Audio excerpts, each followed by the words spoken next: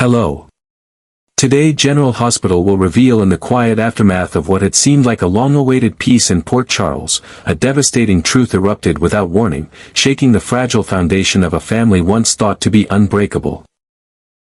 Rocco, now entering the tumultuous years of adolescence, found himself gripped not just by the usual questions of identity and belonging that came with his age, but by a far more existential query that threatened to tear apart the very core of his understanding of himself, who had truly brought him into this world. It was a question he never imagined he would need to ask. For as long as he could remember, Lulu had been his mother.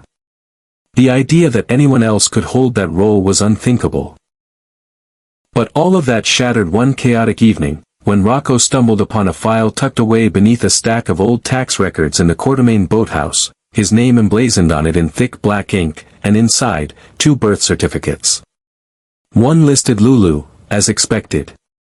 The other bore a name he had only ever heard in hushed fragments, a name erased from every family photo, every bedtime story, every scrap of truth, Britt. The revelation crashed into him like a tidal wave. Merciless, suffocating, and irreversible. There had been no gentle preamble, no hints or warnings to prepare him for what he was about to uncover. It was betrayal in its rawest form, a betrayal not of an action, but of omission. Rocco felt like he had been living in a fabricated version of his own life, a story edited to keep him comfortable while the truth festered just beneath the surface. Every memory he had of birthdays, lullabies, scraped knees, and bedtime hugs now felt artificial. Colored by the knowledge that they had all been built on a foundation of lies. And worse than the lie itself was the realization that those he trusted most, Lulu and Dante, had decided, together, that he never needed to know. Later that night, in the soft glow of a single lamp casting long shadows across the living room, Rocco confronted Lulu. The silence between them was charged with all the words they hadn't yet spoken. Lulu, sitting rigid with her hands clenched in her lap, could barely meet his gaze. Her voice cracked as she tried to explain the past, how Britt had stolen the embryo that became Rocco, how she and Dante had fought to reclaim him, and how they had chosen to raise him as their own, determined to protect him from the ugliness of how it all began. But Rocco wasn't a child anymore. He didn't want protection. He wanted honesty. And in that moment, nothing Lulu said could make up for the years he'd spent unknowingly living someone else's narrative. He saw her now not as his mother, but as the author of a well-intentioned illusion, one that denied him agency over the most fundamental truth of his existence. With a quiet intensity that belied the storm inside him, Rocco turned and walked away, leaving Lulu behind, her eyes brimming with tears she had no right to expect him to dry. In her heart, she feared she had lost him forever, not to rebellion or resentment, but to the irreversible clarity of truth. The turmoil barely had time to settle before another shockwave swept through Port Charles. Britt was alive. After years presumed dead, she had re-emerged, rescued in secrecy, living in exile, her existence whispered about only in the vaguest rumors. The moment Rocco heard, something inside him ignited, not forgiveness, not yet, but a desperate need for answers. It wasn't about affection or reconciliation. It was about confronting the ghost who had suddenly become flesh. He needed to see her, to look her in the eyes and ask the questions no one else would let him ask. Why did she disappear? Why didn't she fight for him? And did she ever, even once, think about the child she had never raised? When the long-awaited meeting finally came, it was nothing like Rocco had imagined. He had expected a woman defensive or detached, someone hardened by years of hiding. Instead, he found Britt standing still at the threshold of her modest home, trembling as though she were the one being judged. Her eyes filled with tears the moment she saw him, eyes that mirrored his own in a way he had never noticed before. She couldn't speak at first, couldn't move, as if afraid any sudden motion would scare him away. When she finally did speak, her voice was soft and broken, heavy with years of guilt and pain. She told him about the nights she spent awake, wondering if he was safe, if he was happy, if he ever dreamed about her the way she dreamed of him.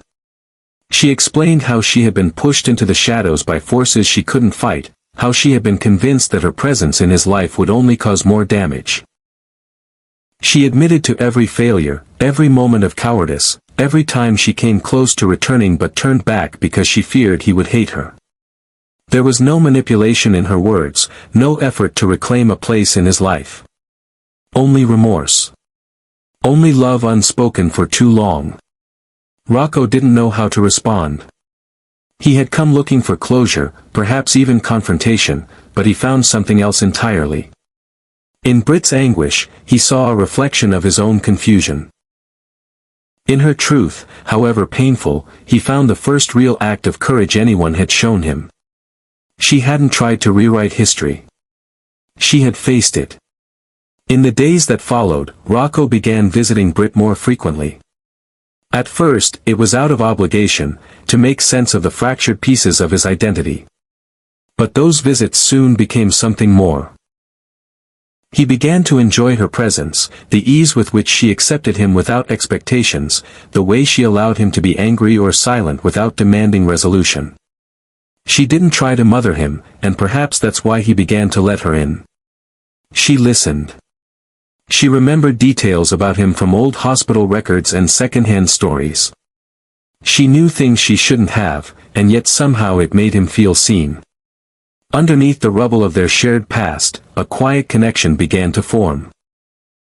One rooted not in biology, but in recognition. Lulu, upon discovering the developing bond between them, was devastated. What she saw as a threat to her role, Rocco saw as a chance to heal. The legal war that followed was inevitable. Lulu, fearing she was losing her son to a woman she once considered a thief, filed a petition to restrict Britt's contact with Rocco. Britt responded with a countersuit, not for custody, but for the right to exist in her son's life. Courtroom battles followed, each more emotionally draining than the last, as both women laid bare the pain and mistakes of the past. Through it all, Rocco stood firm. He refused to choose between the two women who had shaped him in such different ways. He was no longer willing to be a silent observer in the story of his own life. He testified before the judge, not with anger, but with conviction, declaring that he deserved to know every part of where he came from. Even the messy, painful, uncomfortable parts. He wasn't seeking a perfect family. He was seeking truth. And in that pursuit, he discovered a strength he never knew he had. A strength not inherited from one parent or another, but forged in the fire of betrayal, loss, and forgiveness. The boy who once lived in the shadows of secrets had become a young man brave enough to confront them, and in doing so, he found something far more valuable than answers: he found himself. From the initial, tentative reunions filled with cautious glances and restrained words, the relationship between Britt and Rocco began to evolve in a way neither of them could have predicted. What started as sporadic, guarded visits soon transformed into long, heartfelt conversations that stretched deep into the evening. Rocco, who had come to Britt with 1,000 questions and a protective wall built around his heart, found himself slowly disarmed by the quiet honesty she offered. She never asked for his forgiveness. She didn't try to reclaim a title she had never been allowed to hold. She didn't pressure him to call her mom. Instead, she simply talked, about the days she had spent in isolation, about the hospital corridors that once echoed with her dreams of motherhood, about the birthdays she missed and imagined, the lullabies she sang to herself because there was no child in her arms to hear them. She told stories not to earn sympathy, but because they were real, and they belonged to him as much as they belonged to her. For Rocco, those stories opened a door into a world that had been denied to him. He began to see Britt not as a stranger or an intruder, but as a mirror to his own pain. There was no awkwardness in their silences, no expectations wrapped in guilt or obligation. She gave him space to be confused, to be angry, to laugh, or to say nothing at all. In that rare emotional freedom, he found comfort.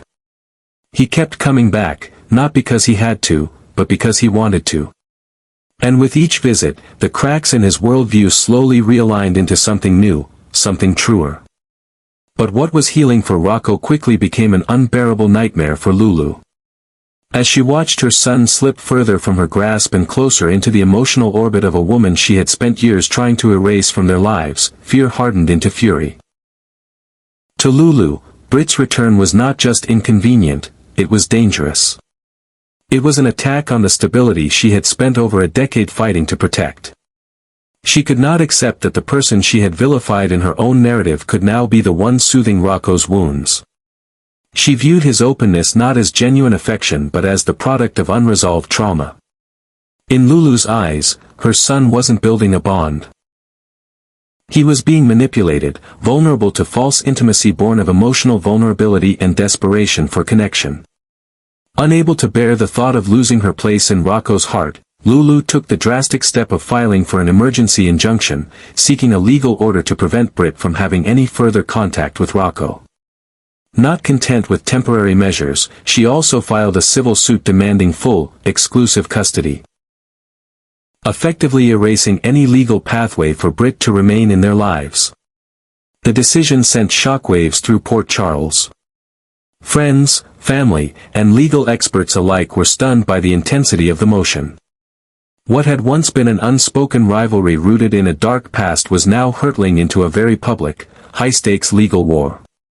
But Britt was no longer the woman she once was. Years of hiding, grieving, and healing had carved a new strength into her soul. For the first time since losing her son, she refused to stay silent. With a calm resolve that surprised even those closest to her, Britt hired a legal team and filed her own countersuit, this time not to take Rocco away, but to establish her right to exist in his life. She didn't want custody. She didn't want titles or possession. She wanted recognition, of her identity, her history, and her love. The courtroom became the battleground where years of pain, resentment, and secrets collided. As each day passed, more truths were dragged into the harsh light of legal scrutiny. Testimonies revealed that Dante had hesitated before signing Rocco's birth certificate, haunted by ethical doubts he had buried.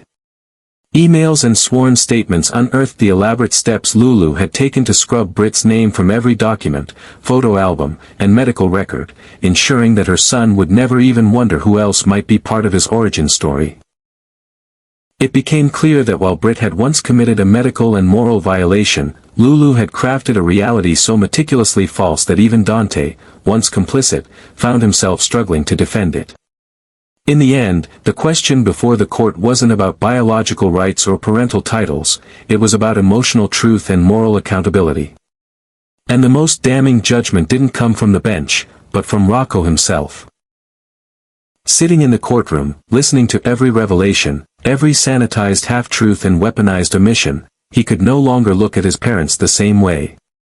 His gaze often lingered on Lulu, not with hatred, but with a profound sadness that cut deeper than anger ever could. She had raised him, loved him, protected him.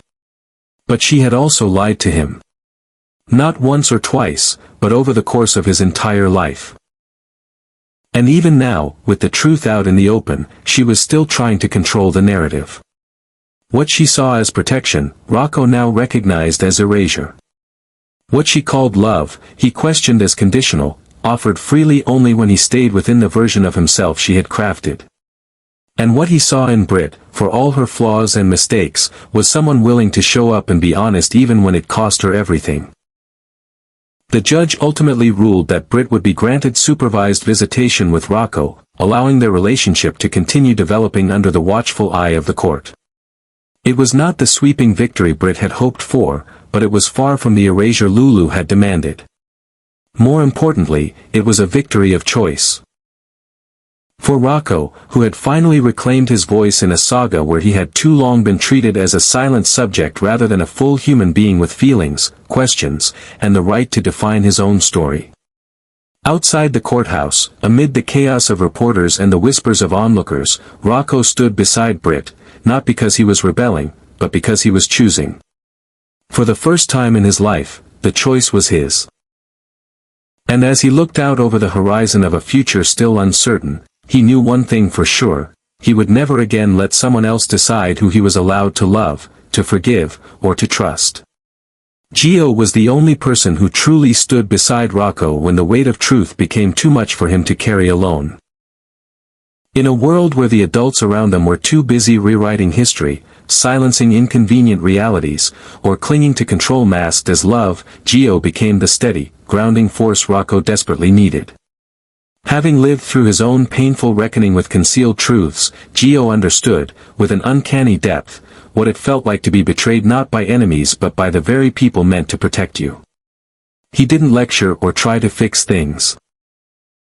Instead, he offered quiet companionship and unwavering loyalty, qualities that proved far more healing than all the apologies and explanations others tried to force upon Rocco.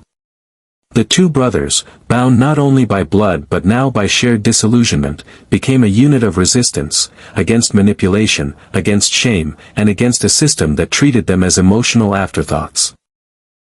Together, they pushed back on the narrative adults tried to script for them, asserting, for the first time in their lives, that they had the right to choose who earned a place in their hearts.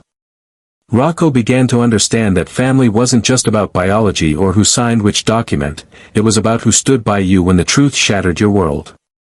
Gio didn't try to guide Rocco toward Britt, but he did encourage him to listen to the one voice that had always been silenced in these decisions. His own. And it was precisely that encouragement that gave Rocco the courage to speak honestly with Britt in a moment that would redefine both of their lives.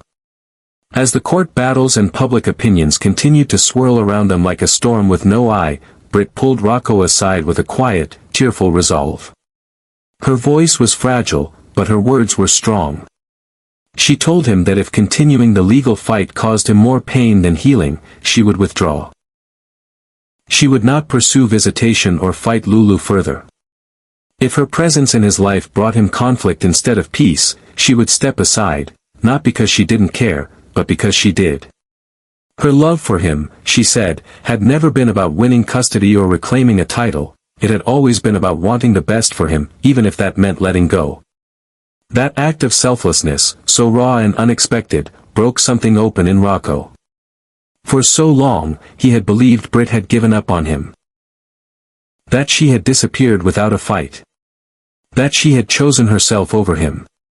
But now, in this moment where she had everything to gain by holding on and yet still chose to let go, he finally understood what real love looked like. It wasn't loud or insistent. It wasn't about possession or legal victories.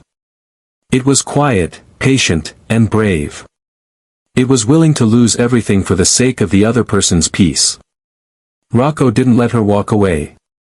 In that instant, he made the decision himself. Not because Gio told him to, not because Britt pleaded, and not in rebellion against Lulu, but because he finally knew who he was, and who he wanted to be.